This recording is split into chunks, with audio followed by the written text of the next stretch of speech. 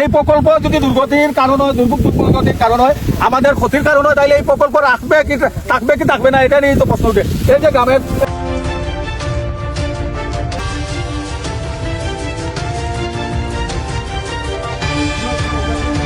এখানে আছেন আমাদের কৃষি বিভাগের পরিচালক মহোদয়, উনি দেখতে আসছেন, কিন্তু বিষয়টা হচ্ছে এই যে ফাঁকা ধান তলিয়ে গেছে, এই যে গ্রামের এটা আমরা আছি পাড়াশিমুর আখালকুড়া ইউনিয়নের 9 নম্বর ওয়ার্ড, বানেশ্বরী রায়পুর সব মানে পয়সা, এরপরে ওই যে ওইদিকে আরো গ্রামগুলো আছে, খান্দিগাঁও, এর কাছাকাছি গ্রামের কাছাকাছি সবগুলা ভূমি, সবগুলা জায়গায় এটা মূলত আউশ ক্ষেতের জায়গা।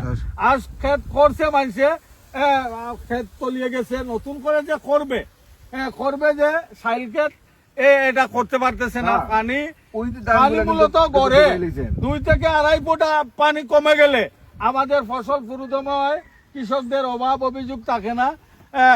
এই যে অবস্থা, এই অবস্থাটা কেন হচ্ছে?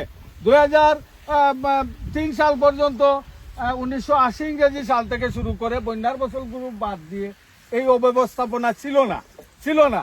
এটা হয় একমাত্র হাওর লুটের শ্রেণীর এটা প্রভাব আছে, পানি উন্নয়ন বোর্ডের উপর কিংবা প্রশাসনের উপর তারা এই অব্যবস্থাপনা তৈরি করে রাখছে তাদের ব্যক্তিগত লাভের কারণে।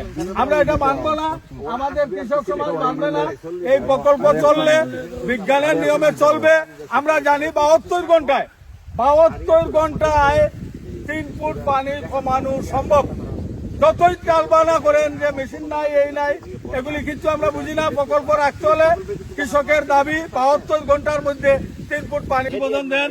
যদি কৃষি ঠিকঠাক মতো রাখতে চান তাহলে মানে এই প্রকল্পের কার্যকারিতা বিজ্ঞানসম্মত নিয়মে পরিচালিত করতে হবে।